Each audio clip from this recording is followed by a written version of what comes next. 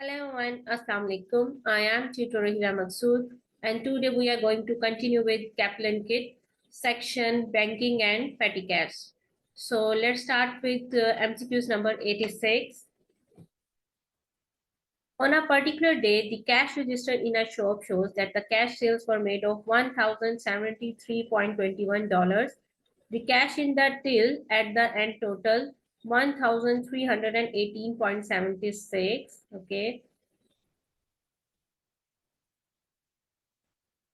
And cash float of 250 is always carried into the till. Okay, तो हमारे पास जो है सेल्स हुई है those are $1,073.21, ठीक है, एंड $250 जो है वो हमारे पास हमेशा टिल में प्रेजेंट होते हैं। ये कैश फ्लोट हमेशा हमने अपने पास रखना है। तो टोटल हमारे पास कितना होना चाहिए कैश? 1323.21, ठीक है। ये अमाउंट जो है ये हमारे पास होनी चाहिए, ठीक है, at the end of the day. पर हमारे पास है कितनी एक्चुअल में? 1318.76। ओके, इट सीम्स कि हमारे पास पैसे कम है। It should B and it is actual, ठीक है। तो इन दोनों में डिफरेंस आ रहा है। ये कैश सेल्स थी, ये इतना हमारे पास प्लॉट में होना चाहिए। तो टोटल वैल्यू हमारे पास 1323.21 होनी चाहिए, लेकिन हमारे पास वैल्यू कम है, ठीक है। पैसे हमारे पास कम है। हम नीचे एमसीक्यूज पढ़ते हैं। Which of the following would not be a valid reason for the difference between the cash in the till and cash register records? इनमें से कौन सा वैलिड रीजन नहीं है? हमने इनमें से जो रीजंस हैं, ठीक है, उनको ऑप्शन आउट करना है, और जो रीजन नहीं हो सकता, बिल्कुल रीजन नहीं हो सकता, वो हमारा करेक्ट ऑप्शन होगा। All of the cash received was not paid into the till. ये हो सकता है, पैसे कम है ना हमारे पास, हो सकता है कि जो जितने हमने कैश रिसीव किया है वो सब के सब जो है हमने टिल में ना डाले हो, ठीक है, क्योंकि पैसे हमारे पास टिल में कम नजर आ रहे हैं, जितने होने चाहिए उतने नहीं है। तो ये तो वैलिड रीजन है। A customer was given too much change, may be possible, change ज्यादा दे दिया है उसकी वजह से हमारे पास पैसे अब कम नजर आ रहे हैं। तो this could be a valid reason, हो सकता है। तो the price for goods enter in the cash register was higher than the charge to the customers. Okay, हो सकता है कि हमने कैश रजिस्टर में ज्यादा प्राइस चार्ज कर दिया, लेकिन एक्चुअल में कस्टमर को कम प्राइस चार्ज किया, इसकी वजह से कैश रजिस्टर की जो वैल्यू आ रही है वो ज्यादा हो गई है, और एक्चुअल में कैश हमारे पास कम नजर आ रहा है। तो ये भी वैलिड रीजन हो सकती है। The price for goods entered in the cash register was lower than the charge to the customer। हो सकता है कि हमने कैश रजिस्टर में कम प्राइस लिखी है, लेकिन एक्चुअल में कस्टमर को ज्यादा दे दी है। इसकी वजह से तो हमारे पास पैसे ज्यादा होने चाहिए ना, ठीक है। हमारे पास हमने कैश रजिस्टर में कम चार्ज किया, लेकिन एक्चुअल में हमें ज्यादा पैसे मिले हैं, तो हमारे पास फंड ज्यादा आने चाहिए। तो ये ऑप्शन डी जो है ये वैलिड रीजन नहीं है। बाकी सारी ये वैलिड रीजन आ रही है, ये जो इंसिडेंट हुआ है, ठीक है। So option D would be the correct answer. थोड़ा सा ट्रिकी क्वेश्चन है ये, अगर आप बार बार इस तरह के क्वेश्चंस करेंगे तो होपफुली आप आसानी से कर पाएंगे।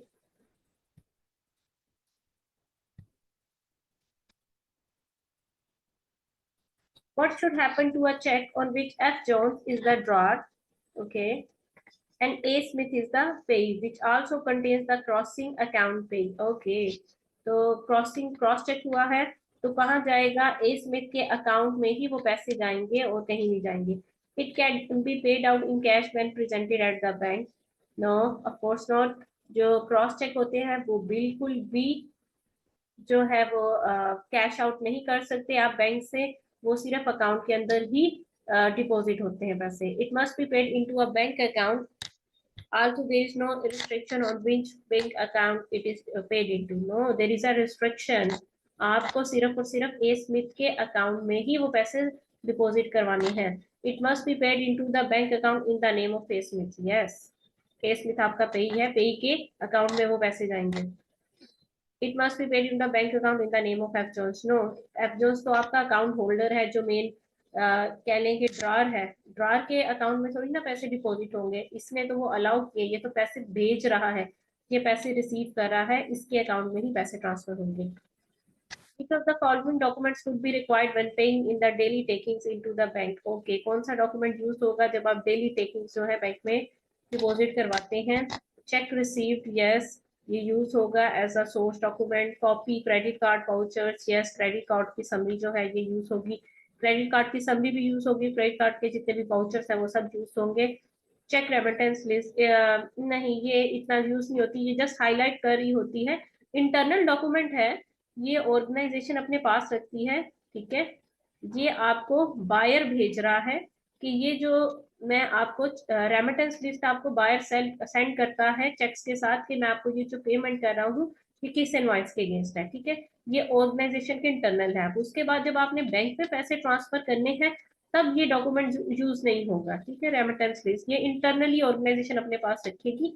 बैंक में डिपॉजिट करवाने के लिए हम ये देखेंगे सोर्सेज कहाँ कहाँ से आ रहे हैं आपके पास, चेक रिसीव्ड कहाँ से है, वाउचर समरीज वगैरह, ये सारी जो चीजें हैं ये यूज होंगी. So 1, 2 and 4 would be the correct option. B is the correct option.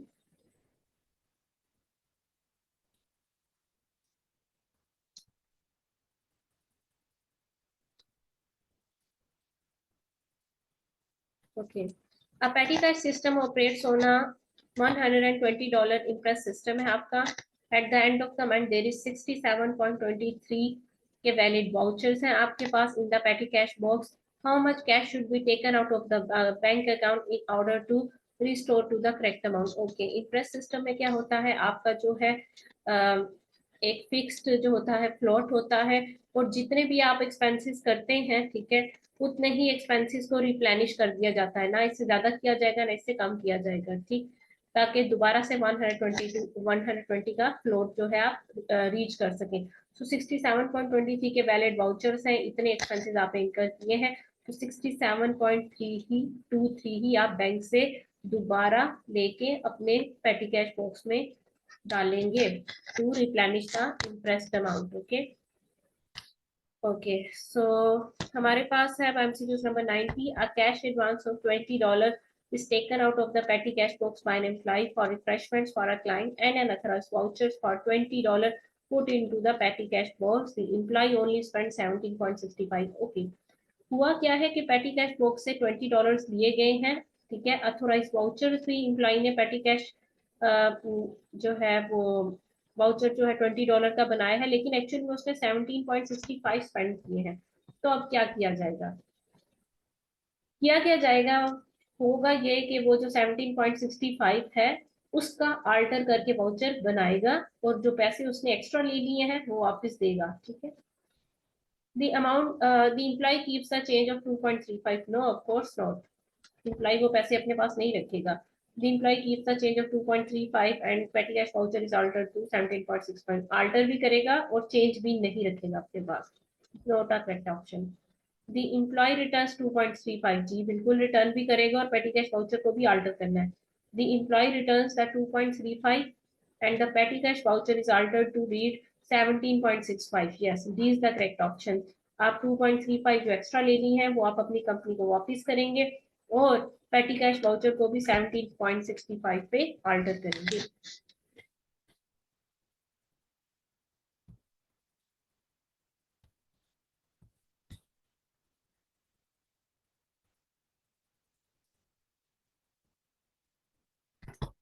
A petty cash system is run on an interest system of $100. At the end of the March, the cash in the petty cash box total 36.58 and the vouchers total 53.42. Which of the following note be a valid reason for the difference? Okay.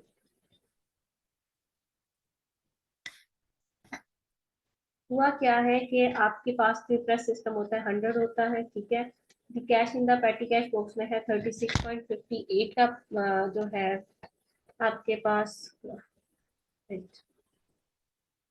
36.58 का आपके पास cash पड़ा हुआ है और vouchers है 53.42. हम इनको add कर लेते हैं. 36.58 प्लस 53.42 के आपके पास वाउचर्स है, तो टोटल कितना है आपके पास? 90 डॉलर्स आते हैं, ठीक है. तो ये अमाउंट कम है. आपके पास इंटरेस्ट सिस्टम में कितनी होनी चाहिए? 100 होनी चाहिए. सो 10 का डिफरेंस है, ठीक है. तो $10 जो है यहाँ तो वो रिकॉर्ड नहीं है कहीं पे ना। तो विच of the following would not be a valid reason. Money has been taken out of the petty cash box without an authorized voucher to store it. ये हो सकता है पैसे निकाल लिए हैं और उसका वाउचर जो है ऐड नहीं किया, इस वजह से पैसे कम नजर आ रहे हैं आपको। ये वैलिड रीजन है। The incorrect amount of cash had been paid out in the petty cash box for an authorized voucher. हो सकता है वाउचर ठीक हो लेकिन अमाउंट गलत पे की हो, ठीक है। तो लेकिन वाउचर आपका बिल्कुल ठीक है, अमाउंट गलत पे की है। अमाउंट जो हो सकता है कि आपने ज्यादा पे कर दी है, वाउचर कम का है। जब अमाउंट ज्यादा पे कर देंगे तो आपके पास जो है बैलेंस कम नजर आ रहा होगा। The petty cash voucher had been made out of the wrong amount. Okay, voucher जो है voucher petty cash voucher had been made for the wrong amount and the amount of the cash paid I agree with the voucher. आपने voucher जो है वो गलत amount का बनाया है, ठीक है, सही है। आपने से 100 का आपने एक्सपेंस किया, आपने वाउचर बना दिया कह लें कि 10 का एक्सपेंस किया, आपने वाउचर बना दिया 15 का। लेकिन आपने जो वाउचर बनाया है पैसे भी आपने उतने ही दिए हैं, 15 ही दिए हैं। तो ये तो कंपनसेट कर रहा है ना, इसका मतलब है वाउचर और कैश पेड सेम है। लेकिन वाउचर और कैश पेड सेम नहीं होगा तभी तो आपका हम कहेंगे यहाँ पे ये हो सकता है वैलिड रीजन है। ये तो वैलिड रीजन ही नहीं है। अगर ऐसे ये एक दूसरे को एरर कंपनसेट कर रहा है और इसकी वजह से डिफरेंस नहीं आएगा। हमने ऐसा आइटम को ऐसी कह लें कि फ्रेज आइडेंटिफाई करनी है जिसकी वजह से डिफरेंस आए, ठीक है।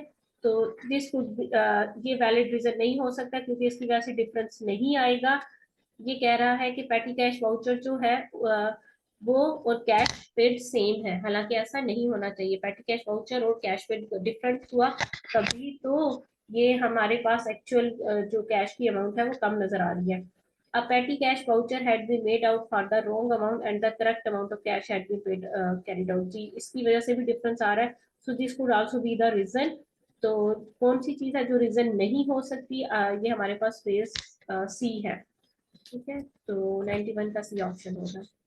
Henry is preparing a bank paying in slip at the end of the day in his shop. His trade store shows sales of 193.24. Okay, sales की है 193.24 की। Henry always maintain a float of 25 and takes $20 each day for his wages. Okay, how much will Henry pay to the bank today? Okay, हुआ क्या है कि Henry ने sales की है 193.24 की, ठीक है, जिसमें से वो हर रोज की $20 जो है अपनी वेज लेता है, सही है।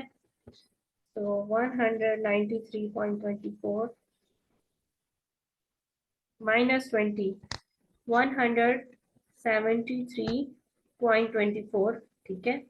और 25 का जो फ्लोट है ये इसके पास हमेशा पड़ा होता है। इसका मतलब है ये पहले भी पड़ा होगा, इस सेल से पहले भी 25 पड़ा होगा और इसके बाद भी वही फ्लोट पड़ा हुआ 25। इस 25 को वो नहीं डिस्टर्ब करता, ये पैसे उसके पास वैसे ही पड़े हुए हैं, ठीक है। तो 173.24, ठीक है, जितनी भी उसने आज की सेल की है उसमें से उसने अपनी वेजेस ले ली, तो 173.24 बचा।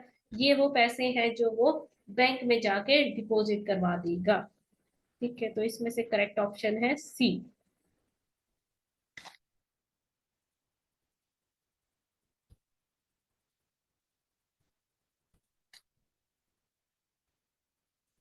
नेक्स्ट, हर which of the following payment would petty cash not normally be use. इनमें से कौन सी पेमेंट है जिसके लिए पेटी कैश नहीं यूज होगी।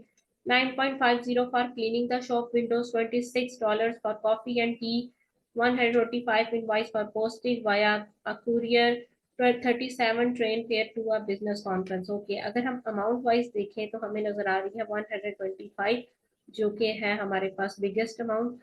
सो 125 जो होगी वो यूजली जो है हम पेटी कैश के लिए यूज नहीं करेंगे। पेटी कैश नॉर्मल और इरेगुलर के लिए होती है। At the beginning of March the पेटी cash tin contained a float of 65। मार्च के स्टार्टिंग में आपके पास 65 का फ्लोट था, ओके। ड्यूरिंग द मंथ पेटी कैश पेमेंट टोटलिंग 64। आपने उसमें से 64 की पेमेंट्स कर दी है, रिमेनिंग बैलेंस कितना बच गया 1। and a check of $50 was cashed at the bank to replenish the float। और अच्छा जी, और $50 जो है वो बैंक से जो है टिल में डिपॉजिट करवाए गए हैं, पेटी कैश बॉक्स में डाले गए हैं ताकि रिप्लेनिश कर सके फ्लोट को। तो फ्लोट कितना बन गया हमारे पास? 51 जो है ये आपका फ्लोट बन गया है। तो what was the float at the beginning of April? It would be 51, right. ये नॉन इम्प्रेस सिस्टम में फ्लोट डिफर करता है, तो इसमें फ्लोट डिफर कर रहा है आपके पास। इम्प्रेस सिस्टम अगर होगा तो वो क्लियरली बताएंगे आपको। एमसीक्यूज करने से पहले जिस एरिया की आप एमसीक्यूज कर रहे हैं उस एरिया का जो लेक्चर है मस्त सुने ताकि आपके कंसेप्ट रिवाइज हो जाए, उसके बिना आप एमसीक्यूज ना करें।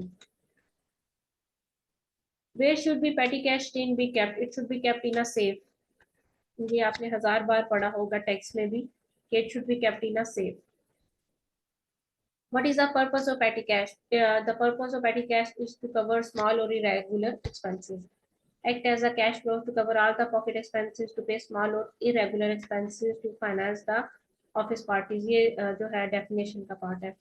How can you ensure that the petty cash payments have been made for authentic expenditure? Okay, हम कैसे ensure करेंगे कि authentic expenditure के लिए ही petty cash payment की गई है? By recording the vouchers immediately to the in the petty cash book.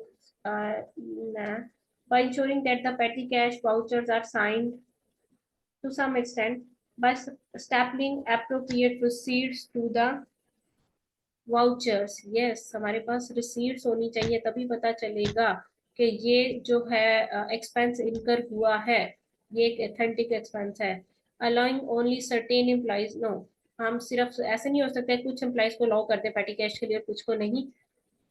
हमें इंश्योर करना है जो ट्रांसैक्शन हुई है उसकी रिसीट आई जाए हमारे पास, उसको वाउचर के साथ मैच करें. तो option C is the correct one. जब हमारे पास ट्रांसैक्शन का सोर्स एविडेंस होगा तभी हम उसको कंसीडर करेंगे ये एक ऑथेंटिक एक्सपेंडिचर है.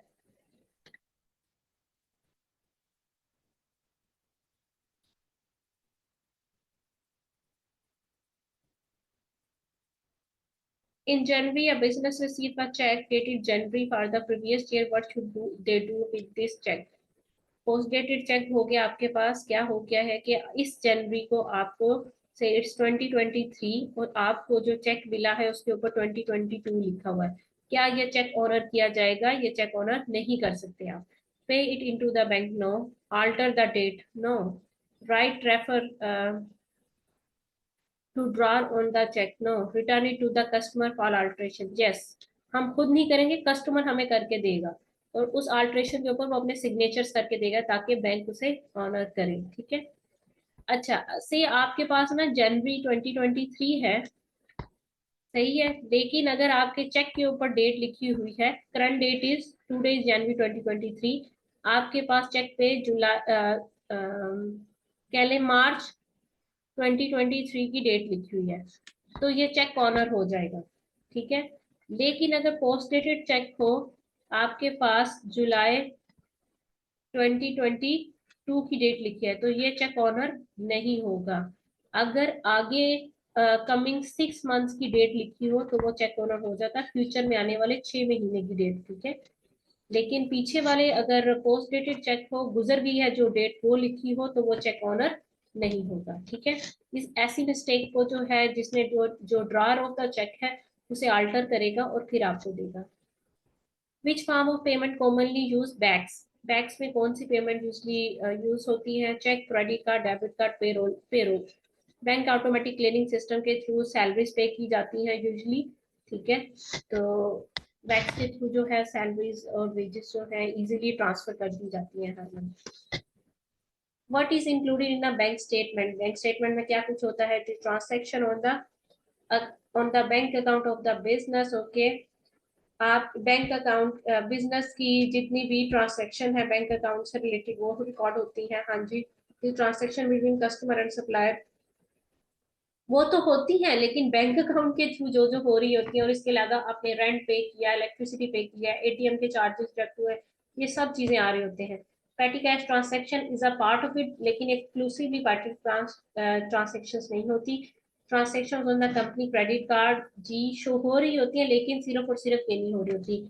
ये सब पार्ट है लेकिन कंप्लीट बात ये हो रही है ए में बैंक अकाउंट की जितनी भी डिटेल्स होती हैं, जो बैंक अकाउंट्स के अंदर पैसे आ रहे हैं जा रहे हैं, वो हर एक ट्रांसैक्शन को रिकॉर्ड किया जा रहा होता है, ठीक है, उनमें ये सब चीजें भी आ जाती हैं। तो ज्यादा अच्छा जो हमारे पास ऑप्शन है वो है ए।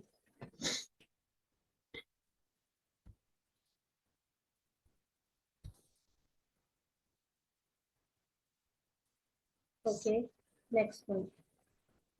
When presenting a debit card to pay for goods at a supermarket checkout, the card is rejected with the message that the limit has been exceeded. Okay, debit card तो आपने अपने अकाउंट के खुद के पैसे यूज कर रहे होते हैं, और अगर आपको पता चला है कि लिमिट एक्सीड हो गई है तो क्या करेगा शॉप वाला? The what action should the checkout operator take? Okay, ask the customer to make payment by some other means. वो आपसे कहेगा आपका चेक जो है, आपका कार्ड काम नहीं कर रहा, आप मुझे किसी और तरीके से पेमेंट करते हैं, आप कैश के थ्रू पेमेंट करते हैं। Yes. Authorise and increase debit card limit, वो नहीं कर सकता आपके लिए, डेबिट कार्ड लिमिट नहीं बढ़ा सकता। कॉल द पुलिस, नहीं, इतना स्ट्रिक्ट एक्शन वो नहीं लेगा, आपसे पहले कहेगा कि आप किसी और तरीके से पैसे दे देंगे हमें। Let the customer take the goods and come back later to make payment, इतना अच्छा कोई नहीं होता, आपको गुड्स लेके जाने दे और कहे आपसे के बाद में आके आपको आप आके पेमेंट कर दे, ऐसा नहीं होगा। So option A would be the correct option, ठीक है। ये तो जनरल नॉलेज का क्वेश्चन है, इसमें कुछ भी FA1 से रिलेटेड नहीं है। Which of the following is a valid method of payment? A credit card in excess of its limits? No. A check on which the amounts in words and figures differ? No. ये भी dishonor हो जाएगा। Cash? Yes. Barter is currently not a valid means of payment. यहाँ recognize नहीं है। अगर आप करना चाहें, दोनों पार्टीज एग्री हो, तभी बार्टर सिस्टम होता है। ये रिकग्नाइज मीन्स ऑफ पेमेंट नहीं है। Cash is the recognise means of payment, ठीक है। अगर आप किसी को भी कैश देंगे तो वो उसे एक्नॉलेज करेगा, लेकिन अगर आप किसी को कुछ भी देंगे और उसके बदले में आप एक्सपेक्ट करें कि मुझे वो मिल जाए जो मैं चाहता हूँ, ऐसा नहीं होगा। दोनों की म्यूचुअल अंडरस्टैंडिंग होनी चाहिए।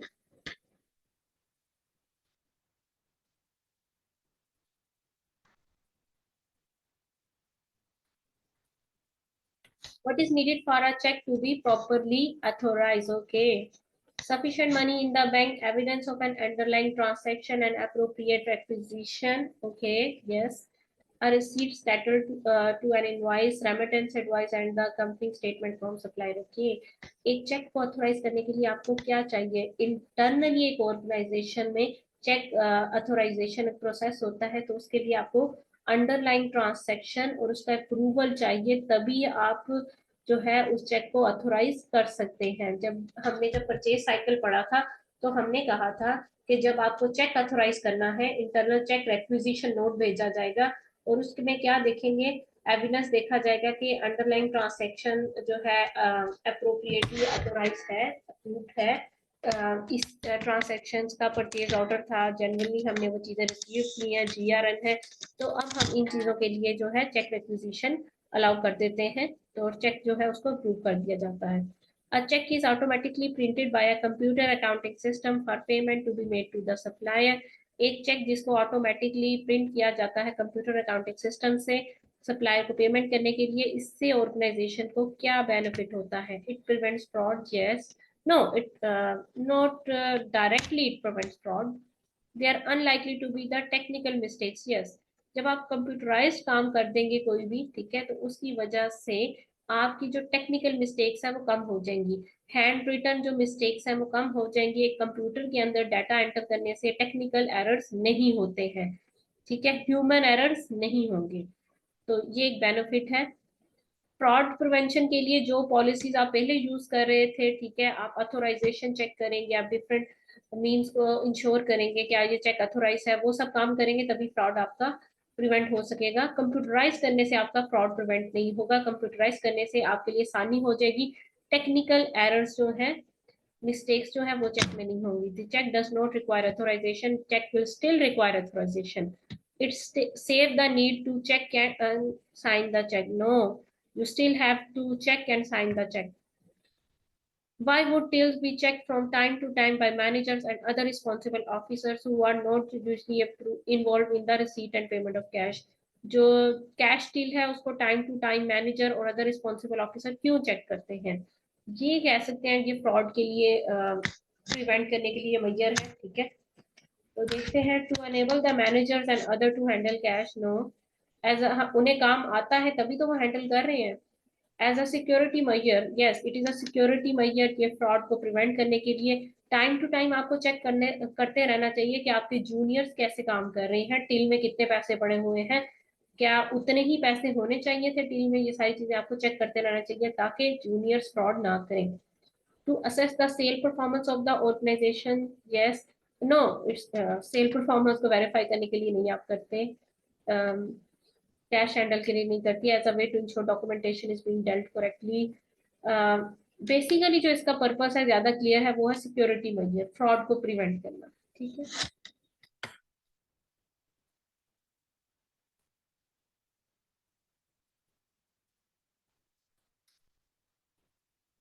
ओके लास्ट वन है, what is the double entry to record the reimbursement of petty cash float. जब भी पेटी कैश में पैसे डाले जाते हैं तो क्या एंट्री पास होती है, पेटी कैश डेबिट और कैश क्रेडिट। देख लेते हैं, petty cash debit cash credit, yes A is the correct option. तो ये था आपका बैंकिंग और पेटी कैश का सेक्शन, एक इसे अच्छे से रिवाइज कर लीजिएगा, खुद कोशिश कीजिएगा एक दफा खुद एमसीक्यूज करने की, ताकि आपके कंसेप्ट क्लियर हो जाएं। जिस भी सेक्शन के आप एमसीक्यूज करें पहले उसका लेक्चर सुने, फिर उसके ऑब्जेक्टिव टेस्ट क्वेश्चन करें, फिर उसके एमसीक्यूज करें, ताकि आपको वो एरिया अच्छे से प्रिपेयर हो जाए। ठीक है, so that's all for today. Next में हम सेल्स और सेल्स रिकॉर्ड्स का एरिया स्टार्ट करेंगे। Okay, have a nice time, take care, अल्लाह हाफिज।